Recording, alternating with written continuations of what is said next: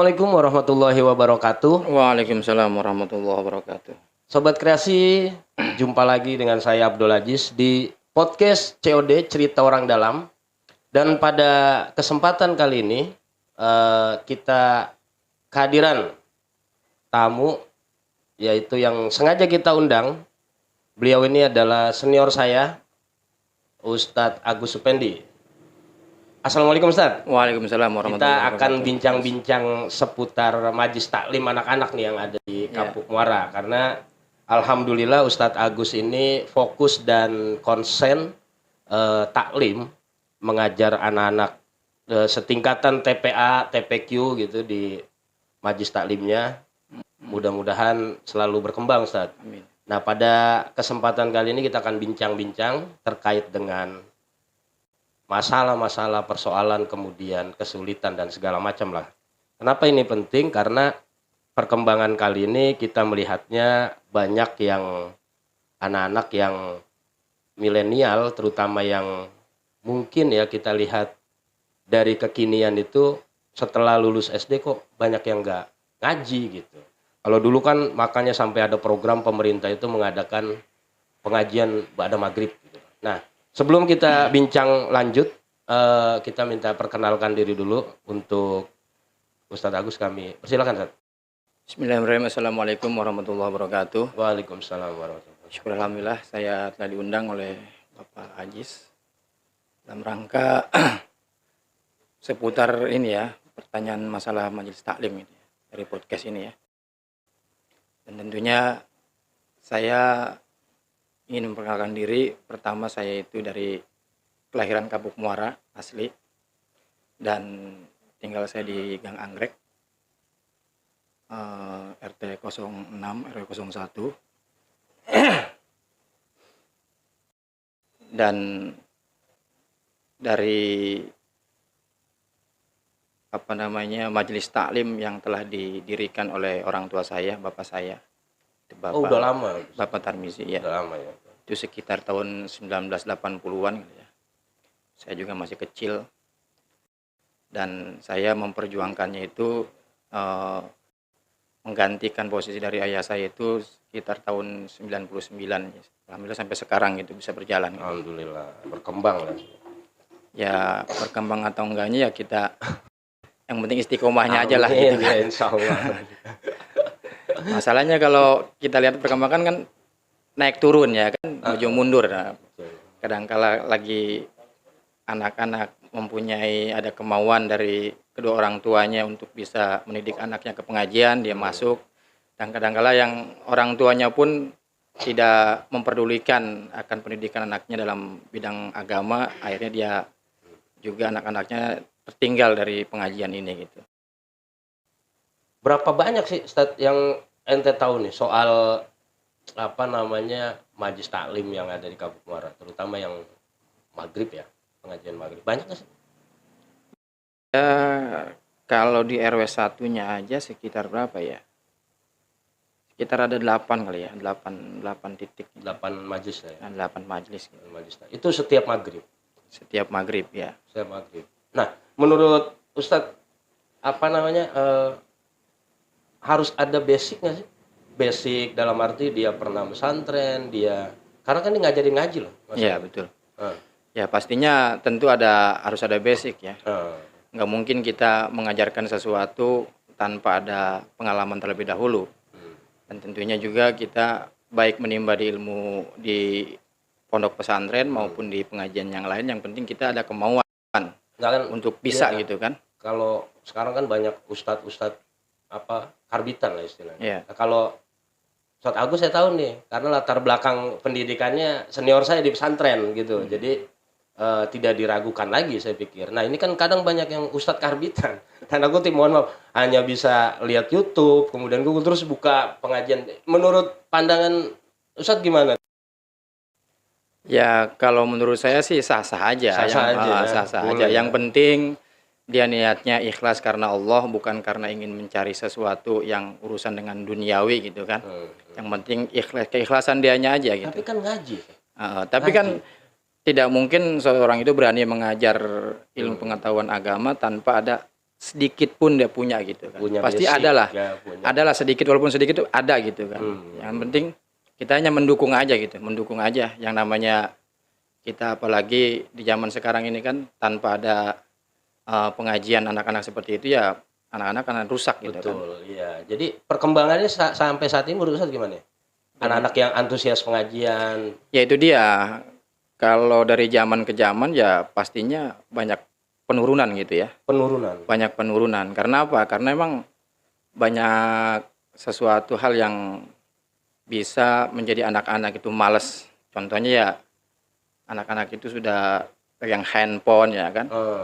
Udah gitu. gadget lah ya, gadget handphone. Udah gitu kedua orang tuanya pun tidak ada kemauan untuk benar-benar mendidik anaknya ke dalam lembaga pendidikan agama. Itu Nah, aja. Itu Nah, aja. itu orang tuanya yang nggak punya kemauan atau anak yang ngelawan gitu. Yang terutama yang paling utama adalah orang tua dulu. Bagaimana orang tua caranya bersikap dan juga bisa menjadi toladan bagi anak-anaknya sehingga anaknya itu bisa mengikuti apa yang dilihat oleh Orang tua. kepada orang tuanya. Jadi gitu. orang tuanya punya peran besar. Punya peran besar. Punya peran mengontrol. Mengontrol gitu kan. Nah, perkembangan apa namanya yang hari ini yang Ustadz rasain nih, kayak semacam kenapa sih udah lulus SD gitu kan kita ngaji SD ngaji begitu lulus SD itu banyak yang nggak ngaji lagi tuh. Itu kenapa sih? Ya mungkin ya kemungkinan karena dalam program di satu pendidikan lembaga Majelis Talim itu kurang berkreasi gitu kan. Kurang berkreasi dikarenakan minim fasilitas gitu kan, minim fasilitas sehingga banyak di antara anak-anak ini lebih memilih main daripada ngaji gitu kan. Nah, fenomena ini kan Ustaz bukan cuma di Kapuk Muara ya saya pikir. Greget pemerintah ya, terutama kan terkait fasilitas umpamanya. Pernah ada nggak bantuan-bantuan untuk majlis-majlis taklim? Kan saya dengar ada beberapa program terutama Kementerian Agama gitu, membackup untuk majlis-majlis taklim gitu kan, itu untuk membiayai para ustadz-ustadz guru ngaji, kemudian majlis-majlis taklim. Pernah nggak Ustaz ngajukan atau dapat gitu, pernah nggak? Ya selama ini belum sih. Belum ya. Baik ngajuin maupun dapat. Tapi pengen. Hah? Pengen. Enggak juga, yang penting mah kalau saya sih bukan untuk pribadi. Yang terutama itu bagaimana majelis taklim itu bisa rapi, ya kan? Bisa sehingga anak-anak ketika belajar itu bisa nyaman gitu. Tapi aja. Bayaran, anak-anak bayaran. Enggak. Kita enggak mengut bayaran. Enggak ya. Hanya kita di majelis taklim saya gitu ya. Itu cuman dikasih uang kas Rp5.000 per bulan, itu aja. Itu pun dikembalikan ke mereka untuk bayar listrik, listrik dan juga apabila ada kerusakan ya kan, baik kipas angin atau apa gitu kan, bisa dari situ uangnya. Gitu. Mestinya pemerintah memperhatikan hal-hal seperti ini karena ini memang menjadi pondasi buat anak-anak kita ke depan nanti gitu. Nah, banyaknya majelis taklim anak-anak yang di Kapuk Muara yang pengajian ya, terutama pada maghrib.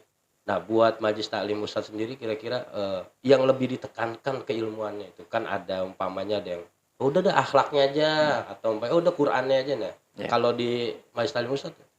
Ya semuanya ya, yang terutama kan paling akhlak. Ya. Bimbingan akhlak, bagaimana cara kita bersikap. Makanya kita ngadain juga tuh pengajian taklim muta'alim itu kan anak-anak. Dan juga ya terutama yang paling digali itu adalah Al-Qur'an ya. Tata cara baca Al-Qur'an dengan baik dan benar, dengan tajwidnya gitu kan. Makhrajnya, dan juga ya kita kasih pengembangan ilmu pengetahuan dari nahwu sorobnya juga. Nanti mereka kan bisa mengembangkan sendiri dari apa yang dia dapat gitu. Nah, itu tadi pertanyaan saya yang awal. Kalau ustadz yang tidak punya basic atau tidak punya guru secara tidak pernah ngaji sama sekali gitu, hanya belajar tahu sekedar baca Quran kemudian mengajarkan anak-anaknya, oke itu sah-sah aja, tapi berpengaruh nggak sih tentang tadi yang Ustadz bilang tajwidnya, makhorijal hurufnya gitu loh? Iya pasti berpengaruh, makanya kan di situ juga perlu dipahami juga bagi kedua orang tuanya.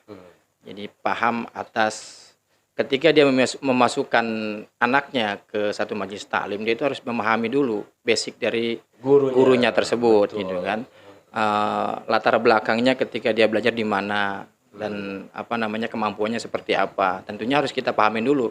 Jangan sampai kita memasukkan anak kita itu ke dalam lembaga pendidikan yang salah gitu kan. Yang akhirnya bukan bisa tapi malah ya begitu-begitu aja gitu kan.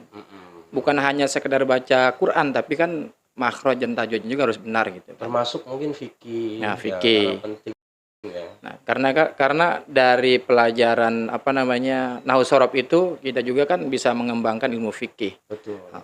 Nah, perkembangan hari ini Ustadz yang perlu Ustadz apa namanya sampaikan ke masyarakat ya terutama ini loh pentingnya majelis taklim, anak-anak kalau pulang sekolah diajarkan ngaji lah gitu. Pentingnya Ustadz, mau saya disampaikan ke ibu-ibu ke depannya harus seperti apa? Ya, yang terutama sekali bagi orang tua baik laki-laki maupun perempuan tentunya dia juga harus ada kemauan untuk terus menggali ilmu pengetahuan agama.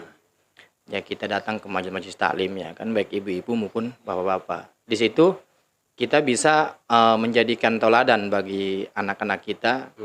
Bukan hanya kita menyuruh kepada anak lalu kita tidak melaksanakannya kan gitu. Semua maunya lah. Nyuruh dong kagak mau. Nah, makanya kita harus menjadi teladan bagi anak-anak kita. Kalau kita nyuruh anak ngaji berarti kita pun harus mau ngaji, datang ke pengajian gitu kan. Berarti ada kaidahnya. Ada kaidah. Nah, selama Ustadz mengajar nih, tantangan yang paling sulit dihadapi apa gitu? Dalam masalah apa? Ya, pengajaran. Ini karena kan ya, tadi ini double kamu sih anak sulit ya. Atau orang tuanya nggak apa sih? Bodoh amat itu udah. Lu ngaji sono di Ustadz Agus. Habis itu ditinggal aja kan gitu.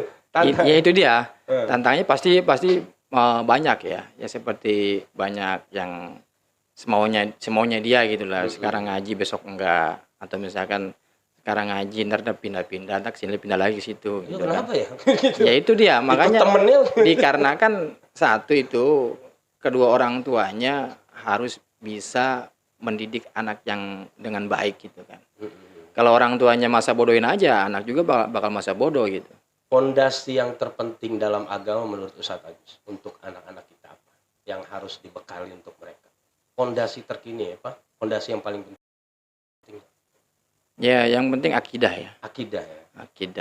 Akidah itu harus kita tanamkan. Ya karena banyak di zaman sekarang ini kan akidah yang menyimpang gitu kan. Apalagi di zamannya YouTube kan banyak akidah yang kira-kira tidak sesuai dengan ahli sunnah al-jamaah gitu kan. Nah itu yang kita khawatirkan makanya yang terpenting itu akidahnya dulu. Pemantapan akidah, baru kemudian fikih, baru kemudian ya ilmu tasawuf itu yang akhlak itu kan. Ya cuman untuk pengembangannya ya kita harus bisa menjadikan contoh kepada anak-anak supaya kita menjadi berakhlak baik sehingga anak-anak itu mau mengikuti. Ini terima kasih Ustadz. Saya minta closing statement penutup pembicaraan Ustadz supaya bisa didengar oleh masyarakat dan bermanfaat buat masyarakat. Silakan. Bismillahirrahmanirrahim. Yang tentunya saya pertama berterima kasih pada Bapak Ajis dan juga tim kreasinya. Semoga kedatangan saya ini bisa menjadikan manfaat bagi kita semua yang hadir. Dan juga yang terutama sekali adalah yang penting niat kita. Niat kita semata-mata ingin mencari ridhonya Allah Subhanahu wa taala. Apapun kebaikan yang kita lakukan baik urusan dunia maupun urusan akhirat tanpa ada niat untuk mencari ridha Allah maka akan sia-sia gitu. Insya Allah walaupun bentuknya dunia seperti ini ya kan kalau misalkan kita ikhlas lillahi ta'ala ingin mencari ridha Allah insya Allah akan jadi amalan akhirat. Amin. Itu aja. Terima kasih Ustadz atas kehadiran dan waktunya dan apa-apa yang tadi. Sahabat kreasi dan seluruh masyarakat bergurulah pada orang yang nasab dan keilmuan serta gurunya yang memiliki nasab yang jelas juga keilmuan. Karena agama itu merupakan fondasi penting dalam kehidupan kita sehari-hari. Salah dalam mengambil guru maka akan terjadi dua hal. Pertama dia akan salah paham, yang kedua akan selalu terjadi paham yang salah. Terima kasih, saya Abdul Aziz. dari Rumah Kreasi Jakarta. Wallahul muwaffiq ila aqwamit thoriq. Assalamualaikum warahmatullahi wabarakatuh.